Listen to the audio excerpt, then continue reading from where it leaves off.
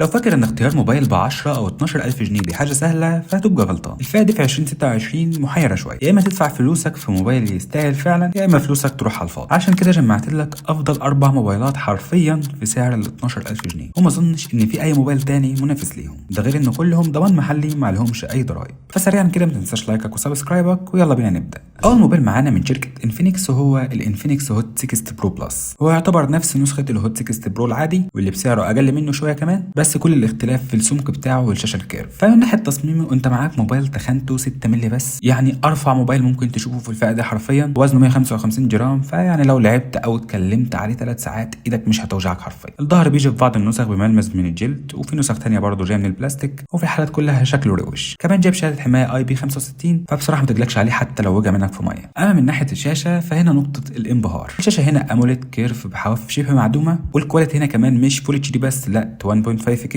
يعني التفاصيل والخطوط حاده جدا كده كانك باصص في شاشه ب 30000 جنيه. ده غير انها بتوصل معاك لل 144 هرتز، فبيخلي اي حركه على الشاشه ناعمه جدا، والسطوع الفعلي بتاعها بيوصل لل 1600 نيتس، فيعني في عز الشمس كده هتقدر تشوف كل حاجه بوضوح. وجايب معالج بقى الهيليو جي 200، وده بمعماريه 6 نانو، فكاداء يوم وكتصفح فهو صاروخ وما فيهوش اي تهنيج، لكن كالعاب هيشغلك ببجي مرتاح، بس ما تتوقعش انه هيلعب لك باقوى ما عنده. هو كويس في الالعاب لكن مش اللي يخليك تلعب بقلب جامد. ولما نشوف حاجه ثانيه زي الكاميرات، فانت تلاقي عندك هنا الكاميرا الاساسيه 50 ميجا بكسل، بس الاهم هنا ان السنسور من سوني، فده معناه انك هتاخد شويه تفاصيل كويسه كده، خاصه لو بتصور في الاضاءه العاليه، وفي الليل برضه هتاخد صور حلوه جدا. ده غير انك لو عايز تصور فيديوهات فتقدر تصور فيديو هنا لحد 2K. ولما نشوف البطاريه فانت عندك هنا 5160 ملي امبير اور، معرفش موجودين ازاي في التخانه بتاعه الموبايل ده، ومعاها شاحن 45 واط جوه العلبه، بيشحن لك الموبايل كده في حدود ساعه او ساعه و10 دقائق، ودي سرعه مقبوله في الفئه السعريه اللي جايب الموبايل. وسمعت هنا جاي ستيريو، الصوت بتاعها نقي وتفاصيله حلوه، بس بصراحه مش اعلى صوت ممكن تسمعه. وطبعا ما عندكش منفذ 3.5 مللي، وده طبيعي بسبب ان الموبايل نفسه رفيع. البصمه كمان هنا جايه تحت الشاشه، وطبعا كعاده انفينكس فالبصمه صاروخ. هنا عندك كل المستشعرات اللي انت عايزها هنا، زي التسارع والقرب والجيروسكوب والبوصله وكل ده تمام. وكمان لو انت من مستخدمي NFC فهو موجود، ولو انت من مستخدمي IR بلاستر فهو موجود. عيوبه ان ما فيهوش كارت ميموري وما فيهوش منفذ 3.5 مللي، المعالج بتاعه مش اقوى للجيمنج بصراحه، بس لو هتلعب بكواليتي قليله فهتقدر تاخد منه اداء ممتاز. العلبه بتاعته طبعا متكامله، مش هتحتاج انك تشتري عليها اي حاجه تاني، وعندك هنا منه نسخه واحده 256 مع 8 رام، ودي بسعر 10600 جنيه. لما نروح للموبايل الثاني معانا فهتلاقيه جاي من شركه سامسونج، واللي هو السامسونج A17،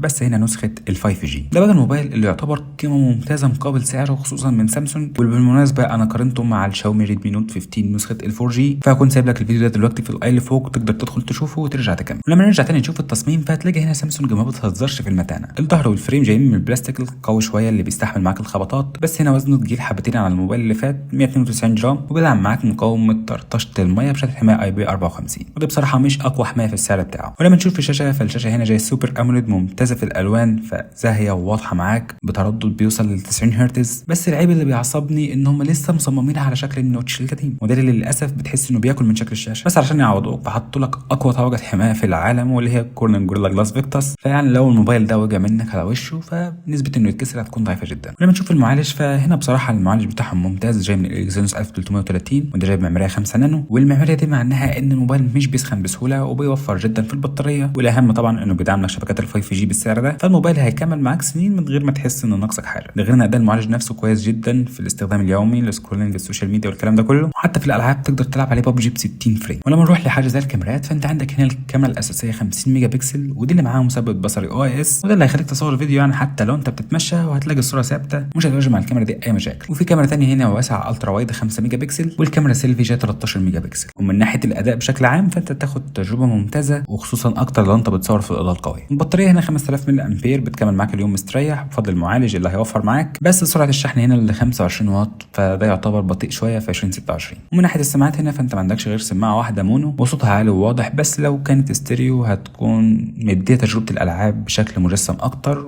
وبشكل مريح اكتر. البصمه هنا في زر الباور، ودي اسرع واحسن بكتير من البصمه اللي بتيجي في الشاشه خصوصا من سامسونج. وعندك بعد كده كل المستشعرات اللي انت عايزها زي التسارع والقرب والبوصله والجيروسكوب. والميزه اللي فعلا تخلي الموبايل ده يستحق سعره بجداره وهي ان الموبايل ده بيدعم لك تحديثات لمده 6 سنين، فيعتبر الموبايل هيعيش معاك لحد 2032 مثلا. اكتر عيب رخم في الموبايل ده ان العلبه بتاعته ما فيهاش اي حاجه غير الموبايل ودبوس السيم كارد، واخيرا وصلت التايب سي، فتحتاج انك تشتري باقي مكملات الموبايل على الاسعار اللي لسه هقولها لك. فانت عندك هنا منه النسختين، نسخه 128 مع 6 رام ودي بسعر 9500 جنيه، والنسخه الثانيه ال 256 مع 8 رام ودي بسعر 11200 جنيه. نطلع بقى للموبايل الثالث معانا ونرجع كمان لشركه انفينكس، واللي هتلاقيني برشح لك هنا الانفينكس نوت 50 اس. فلو انت جيمر وكنت متابع معايا سلسله فيديوهات الجيمنج عموما، واللي بالمناسبه هكون سايب لك منهم فيديو في الاي اللي فوق دلوقتي، فالموبايل ده يعتبر الامتداد الطبيعي ليهم. ده موبايل معمول عشان يتفرم في الالعاب. بس مبدئيا كده لما نيجي نشوف التصميم هتلاقي انه تصميم شبابي جدا بخامات بلاستيك شيك، الوزن بتاعه 180 جرام، مش هتحس انه تقيل معاك ولا خفيف اوفر، وفي لمبه اشعارات خلفيه بتدي لك طابع للجيمنج شويه، مقاوم للغبار وطرطشه الميه بشهاده الاي بي 64. فلا من ناحيه التصميم هنا فهم متوسطين. تيجي بقى تقلب الموبايل وتشوف الشاشه فهتلاقيها هنا جايه اموليد كيرف بمساحه 6.7 انش، والريفرش ريت هنا بيوصل لل 144 هرتز، فده معناه انك تقدر تستخدم الموبايل باريحيه جدا في السكرولينج وخصوصا برضه في الالعاب. وسرعه الشاشه دي بيوصل معاك لل 1300 نتس، وده برضه رقم محترم، ده غير ان عليها حمايه من كل جوريلا جلاس 5. فمن ناحيه الشاشه فانت تاخد منها اداء ممتاز، حتى لو تتفرج على افلام ومسلسلات مش هتواجه معاها اي مشاكل. نروح بقى للمعالج واللي هنا يعتبر مربط الفرس. فانت عندك هنا معالج من دايمنسي 7300 التيميت، وده اللي جايب معماريه 4 نانو. ففي الفئه دي انا مستغرب بصراحه ان في 4 نانو بالسعر ده، فده بيضمن لك اداء مرعب في ببجي وكول اوف ديوتي مع سخونيه شبه معدومه، وده لان المعالج هنا كفاءته عاليه، وفي برضه نسخه ظهرها من الجلد فده هتكون ممتصه معاك للسخونه اكتر. اما تروح تشوف الكاميرات الخلفيه فانت عندك هنا الكاميرا الاولى 64 ميجا بكسل، والميزه الجباره هنا ان الموبايل ده بيصور فيديو لحد 4K، وده بالكاميرا الاماميه او الخلفيه، ودي ميزه نادره اصلا لو انت صانع محتوى او لو بتحب تصور فلوجات بكواليتي عاليه. والكاميرا الثانيه 2 ميجا بكسل ودي الكاميرا الماكرو، وللاسف انت ما عندكش لو ملاحظ هنا مثبت بصري OIS، فتحتاج انك تثبت ايدك كويس وانت بتصور صور او فيديوهات. وعندك برضو الكاميرا الاماميه 13 ميجا بكسل وهتاخد منها صور كويسه لما تصور في الاضاءه القويه. نشوف البطاريه هنا واللي هنلاقيها عاليه معانا واللي تعتبر اقوى بطاريه معانا في الفيديو ده، واللي هنلاقيها هنا 5200 ملي امبير اور، بتدعم لك سرعه شحن 45 واط، فتقدر تقول كده انك هتلعب براحتك، ولما يفصل هتشحنه في اقل من ساعه وربع وتكمل لعب عادي. اما لما نشوف السماعات فعندك هنا السماعات جايه ستيريو مجسم، بيدخلك كده في جو الجيمنج لو انت بتلعب اكتر، فتقدر تحدد صوت خطوات الاعداء يمين وشمال بسهوله. البصمه تحت الشاشه وادائها ممتاز، وعندك كل المستشعرات اللي انت عايزها، وخصوصا الجيروسكوب علشان برضه تثبيت الايم في الالعاب يكون كويس. وفي ميزه في الموبايل ده كمان انه مدعوم بالاي اي بالتعاون مع ديب سيك، وده علشان يحسن من استهلاك البطاريه ويعالج الصور. ده غير انك معاك برضه في الموبايل الاي ار بلاستر والان اف سي، ومن ضمن عيوبه انه ما فيهوش مكان للكارت الميموري، وتحديثات الاندرويد بتوصل معاك لسنتين بس، فدي بصراحه انا شايفها عيب، لكن لو انت بتجدد الموبايل على طول فمش هيفرق معاك الحوار ده. وعندك هنا منه نسخه واحده 256 مع 8 رام ودي بسعر 11700 جنيه، وطبعا العلبه بتاعته متكامله مش هتحتاج انك تشتري عليها اي حاجه ثانيه. لما نروح للموبايل الاخير ولما نرجع كمان لشركه سامسونج فهنلاقي معانا الاي 26. تصميم الموبايل طبعا كالمعتاد نفس التصميم، بس هنا جاي ظهره من الجزاز محمي بفيكتاس بلس، عشان كده الموبايل ده برضه تقيل شويه 200 جرام، وتحس كده انه مالي مركزه، يعني انت لما تمسك الموبايل هتفهم اللي انا بقول لك عليه. والاهم ان الموبايل ده الوحيد اللي في المقارنه اللي واخد شهاده حمايه اي بي 67،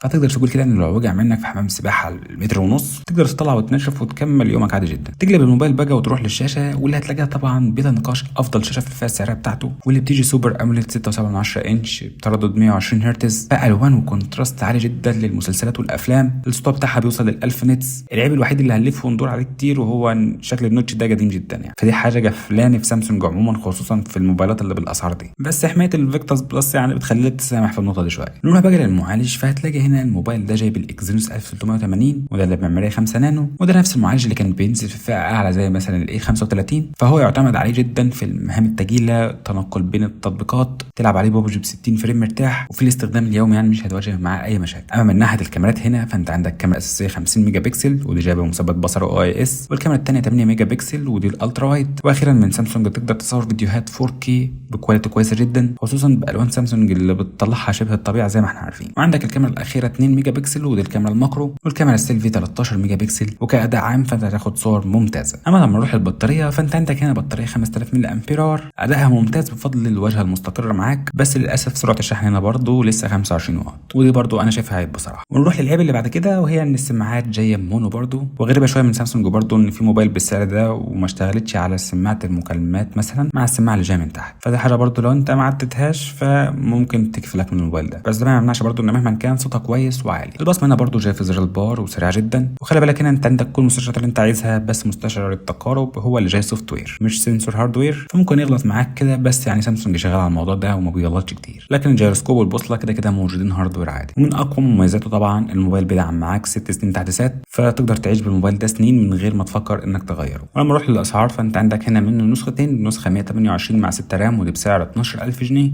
والنسخه الثانيه 256 مع 8 رام ودي بسعر 14000 جنيه. وطبعا العلبه فاضيه ما فيهاش ولا راس شاحن ولا جراب ولا سكرين بروتكتور، فتحتاج انك تشتري باقي المكملات دي بسعر الواحد. خلينا دلوقتي برضو علشان ما تتوهش مني اديك الخلاصه واعرفك تحط فلوسك فين بالظبط. مبدئيا لو انت جيمر وواحد كمان برضو صانع محتوى بتلعب ببجي كتير عايز تصور فلوجات، فروح للانفينكس نوت 50 اس وانت مغمض، وده اكتر موبايل متكامل كده كده واكتر موبايل قيمه مقابل سعر في الفيديو كله، وده كرأي الشخص برضو. اما لو يهمك برضو الشياكه وتصميم الشاشه الكيرف والموبايل اللي وزنه خفيف وشحنه سريع ومفيش معاناه مع الاكسسوارات، فاقول لك روح للانفينكس هوت 60 برو بلس، هيديك برضو اداء ممتاز. بس انا شايف ان النوت 50 اس يعني بصراحه افضل منه بكتير. انا باشا لو انت عايز تشتري موبايل وما تفكرش انك تغير الموبايل ده غير بعد سنين، فاقول لك روح لسامسونج اي 17 نسخه ال 5 جي واللي بيجي لك بخامات من البلاستيك، وكمان روح للاي 26 واللي بيديك احساس الفلاج شيب حرفيا بسبب ان الظهر بتاعه هنا جاي من الجزاز ومقاوم برضه في حته الحمايه دي جايب اي بي 67. فانت شوف ايه اللي يناسبك فيهم واشتري. ولو انت وصلت لحد هنا فعرفني تحت في الكومنتات دلوقتي ميزانيتك واستخدامك ايه، وانا هرشح لك افضل موبايل مناسب ليك. ما تنساش طبعا تقديرا للمجهود ده كله انك تشترك في القناه وتفعل الجرس تضغط لايك عشان ده بيدينا حماس اكتر في ان انا اكمل في الترشيحات دي اكتر. وعشان ما اطولش عليك اكتر من كده فاشوفك الترشيحات الجاي. سلام.